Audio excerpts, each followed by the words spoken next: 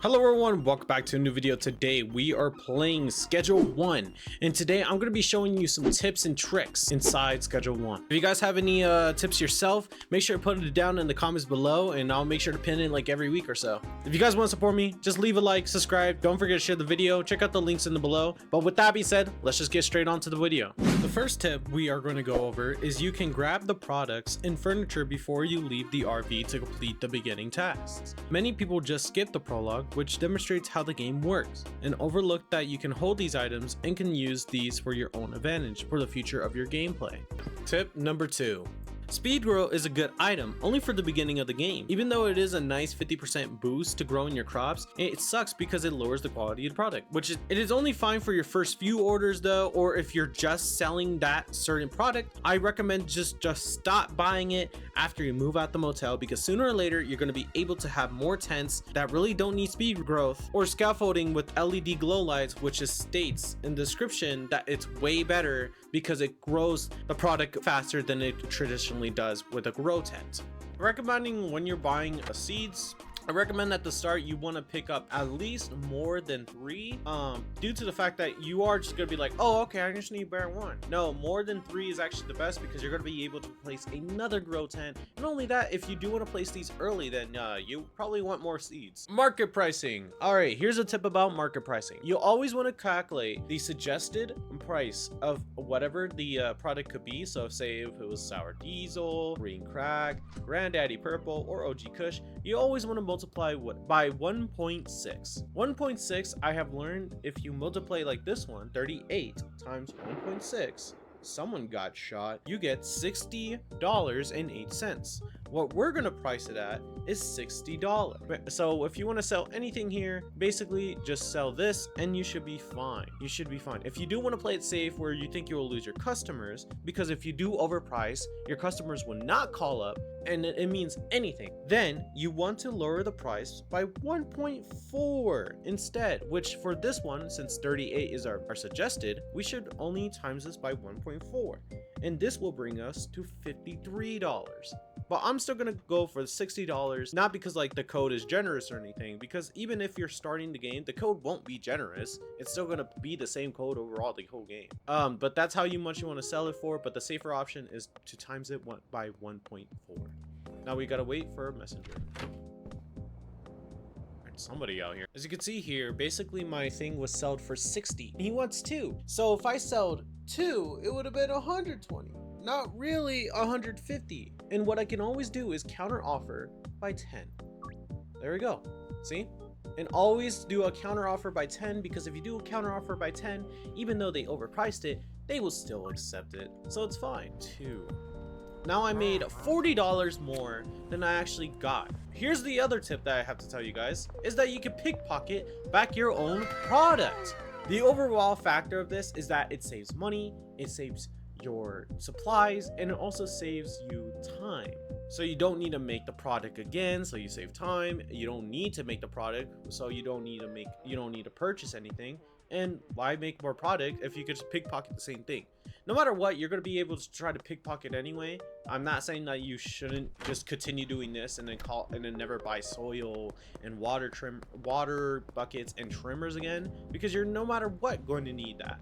But sooner or later, you're going to have an automatic form, so it wouldn't really worry that much. So imagine you're running away from the cops, and so you have to find a good way to hide. If you use the dumpsters, they could still search in. So what I recommend is doing something like, I could probably do it here. There we go. And then hide up here. Basically, using movement is a very big thing in this game. It's way better to hide on the rooftops or something like this, but in case you don't know how to do it without, like, say there's no trash cans here, you can also use trash cans to jump onto buildings like this. But when you pick up these boxes and start jumping on them, you start going flying. I know, it's like a weird thing. It's a weird concept. Another key movement to do is that basically you could glitch in with the skateboard or a car to get inside restricted areas. Or for the first footage, we get inside the car, we have to back up the car into the wall on our driver's side, because if we put the driver's side next to the wall, we can be able to glitch in very easily like this. And with the skateboard, you got to be careful to not look down. You kind of want to just look straight, and then basically you're entering restricted areas like this. Can't launder money though, but you could be able to steal stuff in restricted areas. For example, like in this laundromat, you could be able to steal this access storage that's just hiding inside there. Another key movement my friend has told me about is basically if you go up to a door frame and start spamming on it, you will notice you'll be kind of glued to the roof of the door frame. If you decide to spam space, whatever you do to get outside, you go flying like this, where you can even also hit yourself. I say this is pretty good for speedrun methods, moving methods, like if say you're running away from the cops, you gotta go across the map, then you can basically do that. Another key movement that I figured out with friends is basically you can also use NPCs or your friends if they're not wanted or they're inside the building somehow to open the door for you. So if say like this is opening after 6 p.m, you could get a friend to be inside or use the NPCs to go inside without using glitches. Another broken glitch that can be found inside the game is that when you find a car, say this cop car over here, you can go on top of the cop car. Ow. You can go on top of the cop car and decide to crouch on it. What this does is breaks the game for some odd reason. Look at it. It's actually having a really tough time to actually move around. Nope. You can't go anywhere like that. Yeah! Flip that car. I recommend using this trick on cop. Oh my gosh, it's trying to get away. I don't think you can get away. Yeah! Oh, that felt cool. Now it's stuck. I recommend not doing this for NPC cars because some NPCs will actually try to order from you. So that'll be bad if you know. I've fallen and I can't get up. So I recommend not doing that. That will be very painful to deal with. Another tip is a free weapon like this baseball bat. I found this baseball bat at this basketball court over here around the upside of town. So if you guys want a free weapon, basically this is the place you can go, is where the basketball court is. I recommend grabbing a trash grabber for your early stages of the game, because if you pick up cans and bottles and more cans, wow, there's so many cans and bottles actually, I don't know what's happening here.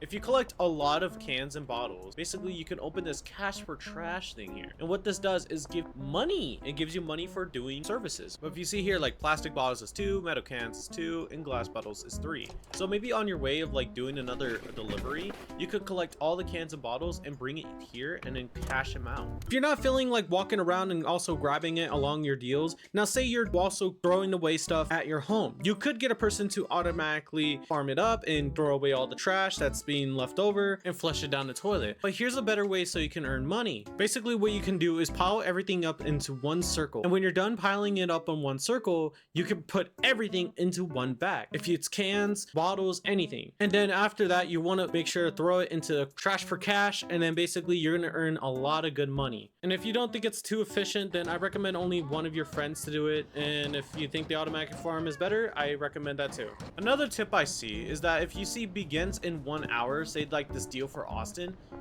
is already probably there as we speak, and you'll be confused. I'm meaning like, what do you mean Austin's already there? It starts in like 54 minutes as it says on the left side of my screen. Austin's already here. Supposedly you could do your deal more earlier than you expect. So like say for him, I could give him his 2 things, and I already did the deal before it even started. So if you also notice, the person right here that I'm doing for now is the deal for Kyle, which begins at 52 minutes. He is not here, and you're going to be like, okay, I'll just find Kyle instead and then give him the stuff, right? That's not really how it works. So if I find Kyle right now, are you Kyle? No, you're Lucy. So if I try to talk to Kyle before he gets to the spot, he just says morning or hello, depending on who they are.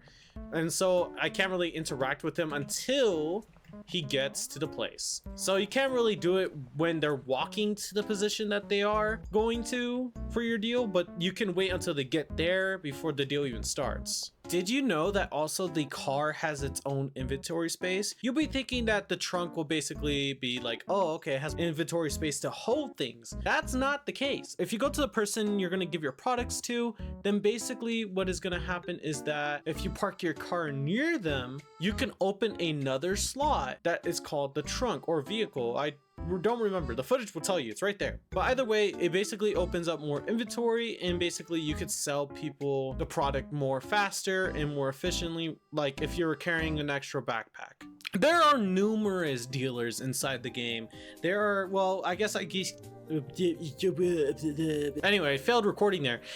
There's at least 6 dealers that are inside the game, and of course they have their own specific locations where, well, they live, I guess, if you want to say like that. Like, say you see Benji, he lives at the motel, or Molly, she lives in apartments back more on the left side of the map. Now, basically what you want to do when it comes to customers, you want to organize your customers close to the dealer they are near. The reason why I say this is because not all dealers can make it in time to settle all their deals. So of course that can't really be fixed. So what you're gonna do is gonna give them the customers that are close to the dealers. Another little fact about them is that basically you can give them any products if so. Even if it's not on the marketplace, you can give them the product and they will be able to sell that product no matter what. So say if you have some useless products that you don't need to sell anymore, like OG Kush by itself, then basically you can give the OG Kush to your dealer and they will sell it for you.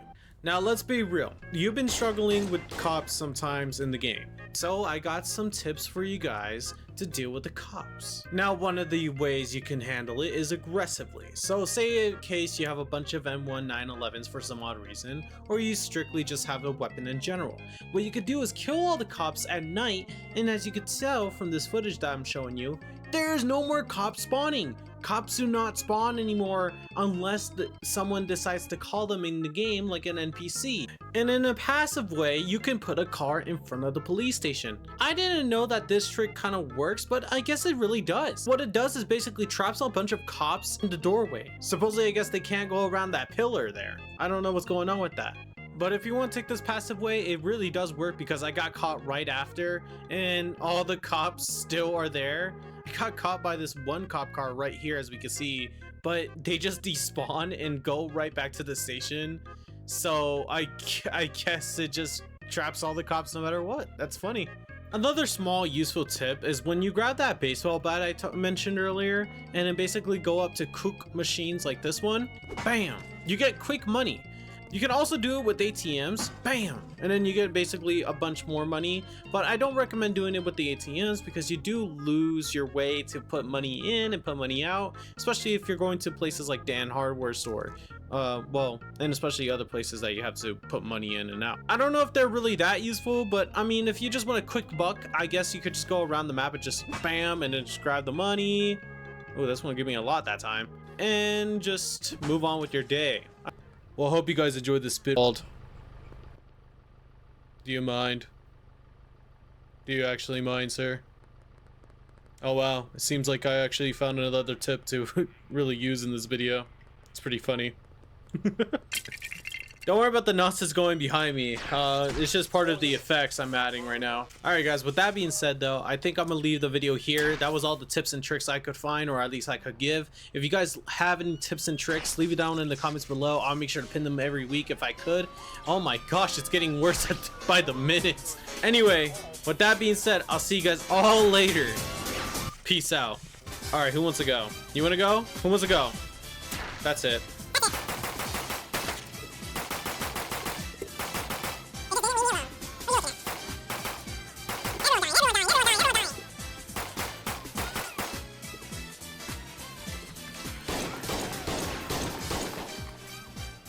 Where did you come from?